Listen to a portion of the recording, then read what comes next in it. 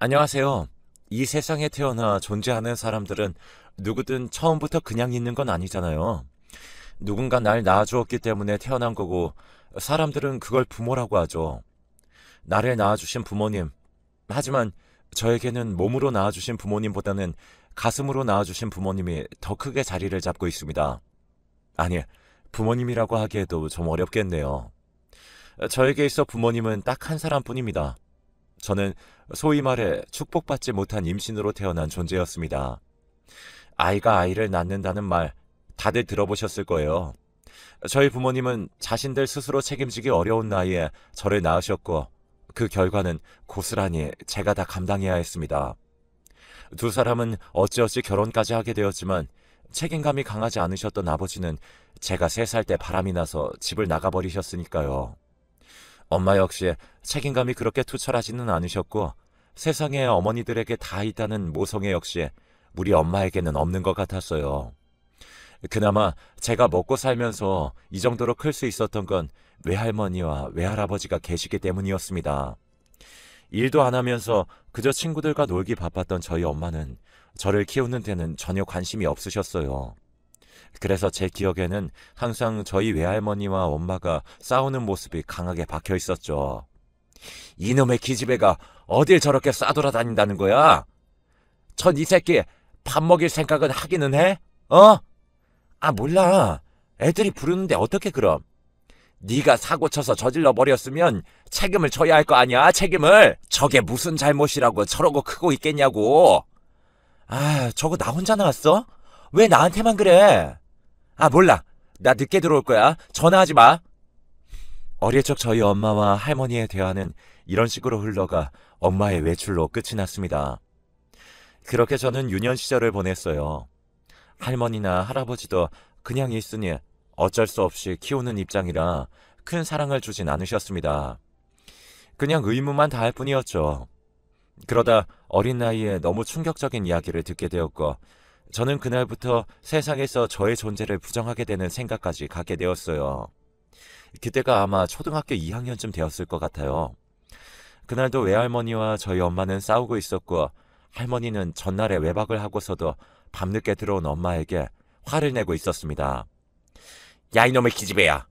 네 새끼 저렇게 키울 거면 그냥 고아원에 보내버려. 나도 이제 아주 지긋지긋하다, 지긋지긋해.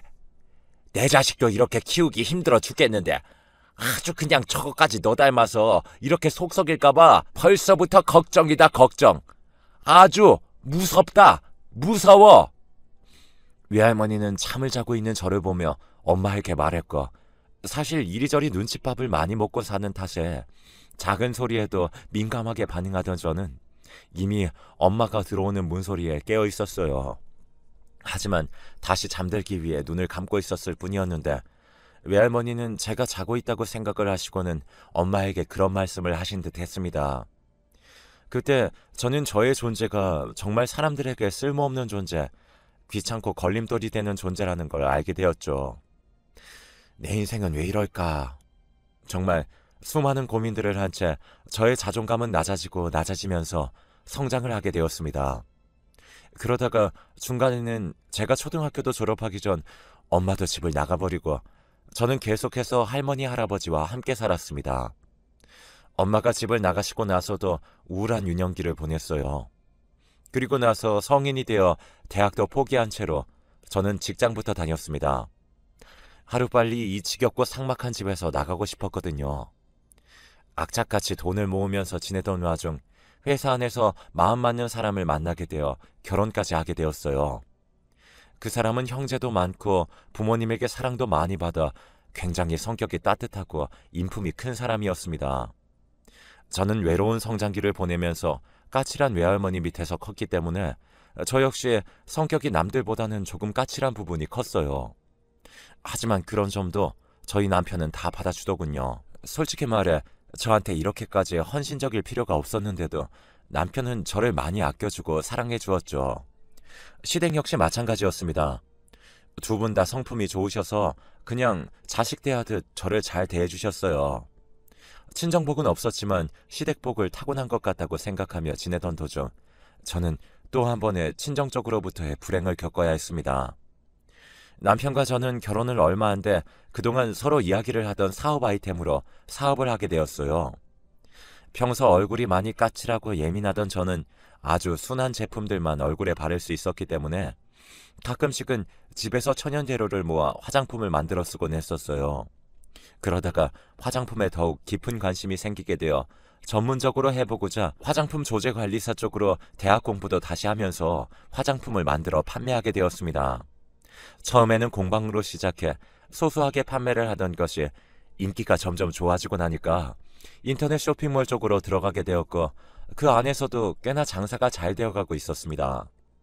남편과 시작한 작은 사업이 점점 번창하게 되면서 저희 가정에 모이는 돈도 많아지게 되었죠. 그래서 저는 그래도 키워준 정이 있어 외할머니에게 용돈을 넣어드렸어요. 엄마가 저를 워낙에 어린 나이에 낳았기 때문에 두 분 다 정정하시긴 했지만 그래도 손녀된 입장으로 점점 늙어가는 모습을 보이시는 게 마음이 좀 아프더라고요. 그래서 사업이 어느 정도 되기 시작하면서부터는 적지 않은 용돈을 양가에 보내드리면서 저희 나름의 효도를 하고 있었습니다. 하지만 그게 이렇게 큰 참사를 불러올지 몰랐어요. 어느 날 남편이 노발대발하면서 집으로 들어오더군요. 워낙에 성품이 온화한 사람이기 때문에 화를 내는 걸 거의 못 봤었는데 어쩐 일인지 집에 불같이 화를 내며 들어오고 있더라고요. 아, 진짜 내가 어이가 없어서 그런 인간도 부모라고. 어머, 여보, 무슨 일이에요? 왜 이렇게 화가 났어요? 당신 그동안 도대체 어떤 삶을 산 거야? 장인 장모님 그런 사람들이었어? 그래도 나는 당신 외조부님도 진짜 너무한다고 생각했지만 장모님이 그런 사람이라는 걸 알고 나니까 진짜 너무 화가 나서 참을 수가 없어. 아니, 우리 엄마요? 그게 무슨 말이에요? 우리 엄마는 나 어렸을 때 집 나가셨다고 했잖아요. 어떻게 알았는지 우리 사무실로 찾아왔더라고. 그리고는 다짜고짜 돈을 내놓으라는 거야. 그동안 장모한테 인사도 없이 딸 데리고 갔으면 그 죄값 돈으로 치르라나 뭐라나. 뭐라고요? 누가 그랬다고요? 저는 믿을 수 없는 소리에 너무 당황해서 말도 꺼낼 수 없었습니다. 초등학생 시절에 저를 버리고 떠나버린 엄마가 어떻게 저의 소식을 알았는지 저희 사무실까지 찾아왔다는 소리를 듣고 저는 경악할 수밖에 없었어요. 출처는 당연히 외할머니를 의심할 수밖에 없었고 저는 곧바로 외할머니에게 전화를 걸어 물었습니다. 할머니, 혹시 엄마한테 제 얘기 하셨어요? 엄마한테서 연락 온 거예요? 무슨 소리냐? 난 모른다. 네 엄마가 어떻게 나랑 연락을 한다고 하는 거야? 너 어릴 때 도망가서는 코빼기도 못 봤는데.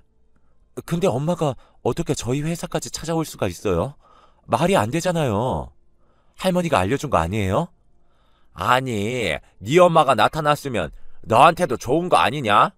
어떻게 그렇게 성을 내, 성을? 나한테 찾아왔으면 내가 이러지 않죠. 제 남편한테 찾아왔단 말이에요. 다짜고짜 찾아와서는 돈 내놓으라고 했대요. 뭐야? 아유, 그냥 너 보고 싶다고 간다고 했는데. 이봐, 내가 이럴 줄 알았어. 엄마한테 연락해서 다시는 우리 앞에 나타나지 말라고 전해주세요. 나 버리고 간 엄마, 나는 더 이상 보고 싶지 않아요. 거기다가 돈을 내놓으라고 하는 게 정상이에요? 2번 다시는 찾아오지 말라고 전해주세요. 그리고 할머니도 또 한 번 엄마한테 제 이야기하면 저 정말 가만히 안 있을 거예요. 외할머니에게 크게 화를 내고 나서는 저는 며칠을 알아 누워버렸어요. 정말 누구도 만나고 싶지 않고 남편에게도 너무 창피해서 몸둘 바를 모르겠더라고요. 그 뒤로 다행히 엄마라는 사람은 저희 앞에 일절 모습을 나타내지 않았습니다. 남편도 그날 제가 얼마나 힘든 세월을 살았을까 장모를 보면서 느끼게 되어 더 화가 났었다고 하더라고요. 저는 너무 창피해서 남편 얼굴 보는 것도 민망했는데 오히려 남편은 그런 저를 또 한 번 품어주었습니다. 정말 너무 고마웠어요. 엄마는 그동안 제가 어떻게 살았는지 궁금하지도 않으셨던 건지 정말로 돈 이야기에서 막혀버리니까 조금도 저를 찾지 않았습니다. 그게 오히려 저는 더 마음이 아팠어요. 하지만 빨리 털어버리기 위해 저는 더욱더 악착같이 살았습니다. 이제 제 인생에서 엄마라는 단어를 지워버리기로 했었어요. 솔직히 그전까지는 엄마가 한 번쯤은 나를 만나러 오진 않을까, 나에게 미안하다고 사과하지 않을까 생각했었거든요. 하지만 전혀 아니었어요. 저의 생각과 이상과는 달리 엄마는 너무나도 불쾌하고 실망스러운 모습으로 나타났어요. 그것도 제가 아닌 제 남편에게 말이죠. 그렇게 또 하나의 기겁할 만한 사건을 지나서 저는 또 일에 집중한 결과 점점 더 사업이 확장되고 있었습니다. 그렇게 그냥저냥 살아가던 중 이번에는 외할머니에게 갑작스러운 이야기를 듣게 되었습니다. 얘 이나야, 이 할미 암이란다. 이 할미 위암이라는데 아주 죽겠다. 치료 빨리 받아야 한다고 하는데 이 늙은이들이 너 키우면서 돈을 얼마 못 모았어. 그러니까 치료비 좀 다오. 네? 아니 갑자기 무슨 일이에요? 암이라뇨. 그동안 그런 말씀 없으셨잖아요.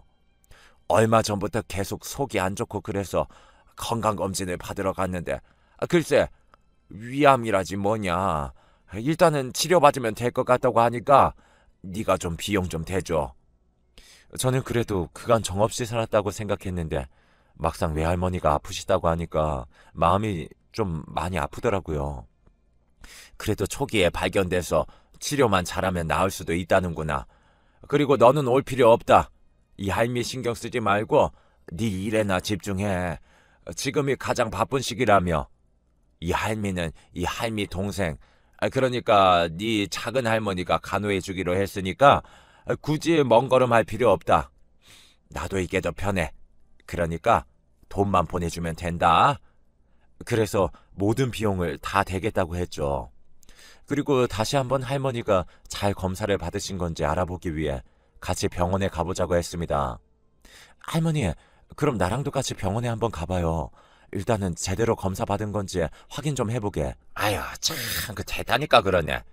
평생을 너한테 모지게 했는데 내가 이번에도 아픈 모습 보여주면 마음이 많이 아플 것 같아서 그런다. 그러니까 그냥 내가 병원비 청구되는 대로 말만 해줄 테니까 그것만 좀 보내다오. 그렇게 몇 달을 치료 과정을 보내는 중에 필요하다는 돈을 보내드리고 있었어요. 그런데 치료가 잘 안 된다면서 나중에는 치료 강도를 높여야 한다고 하면서 돈을 더 많이 요구를 하더라고요. 그때는 저도 상황을 모르고 계속 돈만 보내야 하는 터라 좀 의아한 부분이 많아서 할머니에게 정확하게 검사 결과를 보여달라고 말씀을 드렸어요. 아무것도 모르고 돈만 보내는 게 좀 아닌 것 같았거든요. 그럴 때마다 할머니는 며칠 뒤에 저에게 정확하게 검사 결과에 대해 서류를 찍어 보내주셨습니다. 할머니, 이거 정확한 거 맞죠? 아니, 왜 같이 병원을 안 가려고 그러세요? 아이, 참 괜찮대도. 네 할아버지도 알고 있으니까 걱정하지 말어. 할머니는 그거 괜찮다며 말씀하셨어요.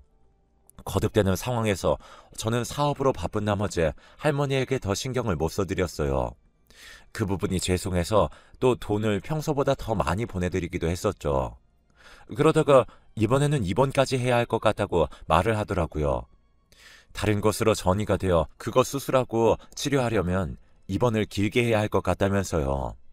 이때만큼은 저도 병원으로 가보려고 했지만 또 극구 말리시는 통에 저는 가보지 못했습니다. 그리고 입원하시는 날에도 저는 통화만 겨우 했네요. 예, 돈 보냈니? 아니, 병원에서 비용을 얼마가 미리 지불해야 한다고 해서 말이야. 나 오늘 들어가서 내야 할 것 같으니까 미리 300만 좀 보내줘. 알았어요. 입원 잘하시고요. 어디 병원이시라고요? 아이 참, 병원은 알아서 뭐하게. 내가 다 알아서 한다니까. 아니, 그래도 병원은 알아야죠. 저번에 서류 보내주신 곳으로 알고 있으면 되는 거예요? 아니, 거기에서 또 옮겼어. 거기가 좀 잘 못한 것 같아가지고 말이야. 내가 알아서 하고 있으니까 너는 일단 오늘 입원 들어갈 돈만 좀 보내다오. 이번에도 완강하게 나오는 할머니의 태도에 저는 일단은 입원은 하셔야 할 것 같아서 돈을 보내드렸습니다. 그리고 며칠 동안 연락을 안 하다가 그래도 제 외조 부모라고 할아버지 혼자 식사는 잘하시고 계실까 싶어 외할아버지가 살고 계시는 집으로 찾아갔어요. 가서 저는 반찬거리도 놓고 오고 집 청소도 하고 올 겸 해서 방문을 했습니다. 하지만 저는 거기에서 너무나도 충격적인 장면을 목격해야 했어요. 병원에서 입원하고 있어야 할 외할머니가 저희 엄마로 추정되는 사람과 함께 이것저것을 마구 챙기고 있었거든요. 현관문이 열려 있어 듣게 된 둘의 충격적인 대화가 저의 귀를 강타했습니다. 아유 참, 그 기집애 그냥 돈 보내달라고 하면 돈만 보내주면 될 텐데 아주 그냥 무슨 말이 그렇게 많아서 자꾸만 이것저것 묻는다 물어. 너도 단단히 준비해둬. 저번처럼 또 서류 보내줘야 할 수 있으니까. 그게 아주 지혜비 닮아서 따지는 거 엄청 잘하네. 아니, 지 할머니가 아프다고 하면 그냥 돈만 보내주지. 뭘 그렇게 물었어? 아유, 걱정하지 마요, 엄마. 그 사람이 이쪽 사기로는 전문이라니까. 그때도 어떻게 그 의학용어 다 집어넣어가면서 서류를 만들었는지 아주 나도 감쪽같이 속았지 뭐야. 이번에도 단단하게 준비하고 있으니까 이제 엄마는 그때 말한 터만 엄마 얘기 잘 준비하고 있어요. 저는 너무 놀랐어요. 이 이야기만 들어보면 그동안 할머니는 엄마와 함께 작당을 하고 저에게 사기를 치고 있었던 거였고 그동안 보여주었던 병원 서류들도 전부 다 위조된 것들이었어요. 저는 이 충격적인 사실을 듣자마자 곧바로 할머니를 불렀습니다. 할머니, 지금 여기서 뭐 하고 계시는 거예요? 도대체 지금 하시는 소리가 전부 다 무슨 소리예요? 그리고 이 여자 지금 제 엄마인 거예요? 어머나, 아이고 얘야, 너 어떻게 왔냐? 아니 갑자기 무슨 일로 찾아왔어? 무슨 일이긴요? 할머니 병원 입원하시면 할아버지 혼자 계셔야 하니까 반찬이라도 넣어놓고 가려고 왔죠. 근데 이렇게 두 분을 보게 될 줄은 몰랐네요. 그동안 저 속이신 거예요? 근데 그런 거예요? 할아버지는요? 할아버지도 알고 계셨어요? 저는 너무 충격을 받아 더 이상 말을 이어가지 못하고 따지기만 했습니다. 그리고는 경찰서에 곧바로 엄마와 할머니를 신고하려고 했어요. 그랬더니 누군가가 저를 저지했습니다. 놀랍게도 저희 할아버지였어요. 됐다. 멈춰. 그만둬. 할아버지. 신고를 하려는 저를 말리시는 할아버지를 보고 저와 외할머니, 엄마 모두 다 깜짝 놀라고 말았어요. 다른 의미에서 말이죠. 여보, 당신 지금 일 나갈 시간에 여기에서 뭐하고 있는 거예요? 내가 당신 이럴 줄 알았지. 이놈의 옆편에 이 정신 나간 거사. 너 이나 당장 이 집에서 나가. 빨리. 네? 할아버지, 어떻게 그렇게 말씀하실 수가 있어요? 저더러 나가라뇨. 잘못한 건 저 두 분이라고요. 말 안 들어? 당장 나가지 못해. 할아버지는 막무가내로 저를 현관문 밖으로 몰아내시더니 마당에 있던 이상한 큰 통을 하나 들고는 집 안으로 가서 멀뚱하게 당황해서 있는 두 여자에게 부어버리셨어요. 그리고 그 통 안에 있는 내용물의 정체를 알기까지는 그리 오랜 시간이 걸리지 않았습니다. 아이고, 이게 무슨 짓이야? 이게 뭐야 대체? 놀랍게도 할아버지가 외할머니와 엄마에게 쏟아부은 건 동물의 것인지 사람의 것인지 알 수 없는 오물들과 음식 쓰레기들이었어요. 현관문을 활짝 열어놓은 채로 잔뜩 흥분해서 들어가 뿌리셨기 때문에 저는 모든 과정을 다 지켜볼 수 있었습니다. 이 양심도 없는 것들아! 어디 할 짓이 없어서 지 딸하고 손녀를 등쳐먹으려 들어? 내가 둘 다 애초에 싹이 노란 건 알고 있었지만 이렇게까지 막 나갈 줄은 몰랐지. 임도 막 난 것들아! 그제서야 할아버지는 휴대폰을 들어 경찰서에 사기꾼들을 잡아놨다며 신고를 하셨어요. 그 뒤로 저는 경찰서에서 조사를 받고 나와 정말 힘없이 남편의 부축을 받아 집으로 돌아가려고 하고 있었습니다. 저는 모든 것을 같이 지켜보고 겪은 할아버지도 볼 힘이 없었어요. 그래서 인사도 대충 하고 넘기고는 집으로 가려고 하고 있었습니다.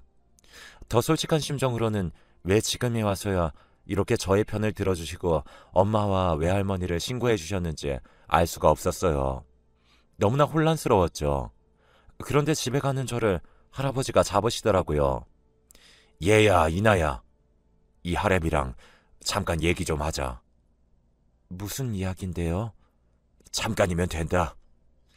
저는 할아버지 부탁을 거절할 수 없어 일단은 근처에 있는 카페로 갔습니다. 그리고 남편과 함께 앉아 할아버지를 마주보고 있었고, 얼마간의 침묵이 흐른 뒤에 할아버지는 놀라운 것을 저희 앞에 꺼내놓으셨어요. 자, 이거 받아라.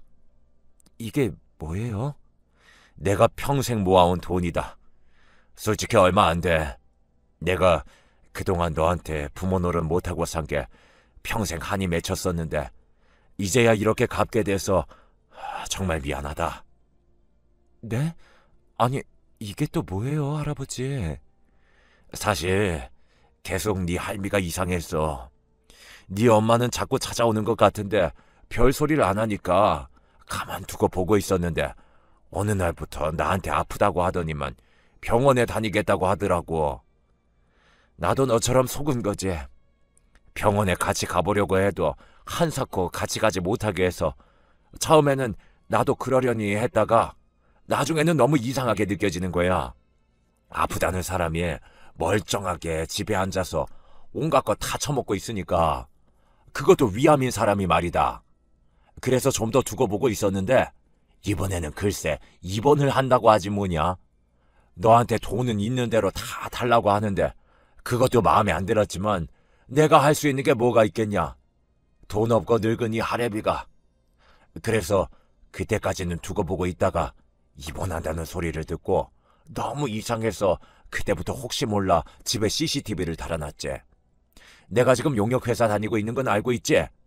그 용역회사 직원 중에서 괜찮은 젊은이 하나 있는데 나한테 CCTV 사용법을 알려주더라고. 요즘 핸드폰으로도 실시간으로 볼 수 있다고 하면서 말이야. 그래서 확인을 해봤더니 네 할미가 오늘 그러고 있더라. 그래서 순간 눈이 뒤집혀서 우리 현장에서 쓰는 간이 화장실에 있는 오물을 다 퍼다가 음식 물통까지 다 뒤집어 엎으면서 부어버렸지. 그리고 이건 내가 그동안 나중에 너한테 돈이 더 모이면 주고 싶어 모아둔 것들이다. 더 늦으면 안 될 것 같아서 그냥 주기로 했어. 얼마 안 되지만 받아라. 그동안 이 못난 할애비 용서하고. 할아버지는 그동안 정말 저에게 눈꽃만큼도 애정이 있는 것 같지 않았었습니다. 늘 저에게 모진 소리를 해도 그래도 할머니야 말로 저에게 애정이 있어서 그런 거라고 생각해 왔었죠. 하지만 할아버지만큼은 저에게 눈길도 주지 않으셨는데 그게 다 무뚝뚝한 성품에다가 저에게 면목이 없어 그래왔던 거라고 말씀하시더군요. 평생을 할아버지가 저 하나만 바라보며 모아둔 통장을 받으면서 저는 그 자리에서 오열을 할 수밖에 없었어요. 통장을 건네주면서 본 할아버지의 손이 너무나도 주름져 있었거든요. 저는 그 길로 나에게 있어서 친정복이 없다는 생각을 접게 되었어요. 저를 평생을 생각하며 바라봐준 할아버지가 있다는 걸 이제서야 깨닫게 되었으니까요. 그 뒤로 저는 할아버지에 대한 마음의 응어리를 접고 최선을 다해 효도하면서 살려고 노력하고 있습니다. 저희 외할머니와 엄마는 사기죄로 신고가 들어가 계속해서 고소가 진행되고 있는 상황이고요. 이번에 알게 된 사실은 엄마와 할머니는 엄마가 제가 어릴 적 집을 나간 후에도 꾸준히 연락을 하고 있었다는 사실이에요. 할아버지한테도 속인 채 말이죠. 평소에 할아버지와 사이가 안 좋았던 엄마는 할머니와 연락하면서 지내왔고 제가 결혼하고 사업하고 있다는 사실도 할머니를 통해 모든 걸 전해들었다고 했습니다. 그러다 엄마가 만나는 남자에게 버림받자 그걸 본 할머니는 아무리 미워도 당신 딸인지라 엄마가 어떻게든 살게 해주고 싶어 제게 돈을 뜯어내어 엄마가 자리 잡도록 도와주고 있었던 거였어요. 한마디로 잘못된 모정이었죠. 그러다 제가 슬슬 눈치를 채려고 하니까 마지막으로 3천만 원을 뜯어내고는 어디론가 떠날 계획을 잡고 있었던 모양이었습니다. 할머니는 하나밖에 없는 딸이 불쌍하고 가슴이 아파 엄마의 범죄와 사기에 가담한 거였고 그렇게 손녀인 저를 두고 본인 딸만 살리겠다고 저를 버리고 이용해 먹은 거나 마찬가지였어요. 저는 할아버지가 주신 돈과 제 돈을 보태 저희 집 근처에 작은 집을 하나 얻어드렸어요. 일주일에 몇 번은 들러 반찬도 드리고 그동안 하지 못했던 효도를 하고 있습니다. 할머니는 그 낡은 집에서 혼자 지내면서 법의 처벌을 기다리고 있고 그 엄마 같지도 않은 여자는 지금 또 제가 신고를 한 걸 알고 도망을 갔더라고요. 대한민국의 법을 우습게 본 걸까요? 보나마나 금방 또 잡혀서 딸을 사기치려고 한 대가를 심판받게 될 겁니다. 물론 가족 간의 범죄는 사기 요건이 성립이 안 될 수도 있어서 불기소 처분을 받을 거라고 말씀하신 분들도 꽤 많으셨는데 저는 상관없어요. 어차피 제 인생에서 제가 앞으로 누굴 도와야 하고 누굴 과감하게 정리해야 됐는지 명확하게 알 수가 있었으니까요. 할머니는 아직도 제게 미안하다는 사과 한마디 안 하고 계세요. 그깟 돈 지금껏 키워준 값으로 치면 되지 않느냐고 오히려 제게 소리를 꽥꽥 지르고 계시고요. 저희 엄마 얘기를 하면서도 니네 엄마가 너를 낳지 않았으면 너는 이 세상에 존재하지도 않았다 라면서 엄마를 두둔하고 있고요. 그런 얘기 하실 때마다 엄마에게 왜 할머니가 어떻게 세뇌를 당하셔서 그러는지 참 답답하기도 합니다. 할아버지는 근처에 모시고 살면서 얘기를 들어보니 그동안 살면서 할머니에게 폭력도 당하고 무시와 폭언에 많이 힘드셨나 보더라고요.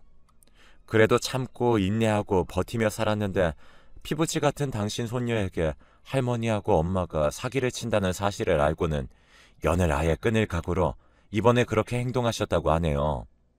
차라리 남은 인생 혼자 사는 게 더 편할 것 같다고 하시면서 말이죠.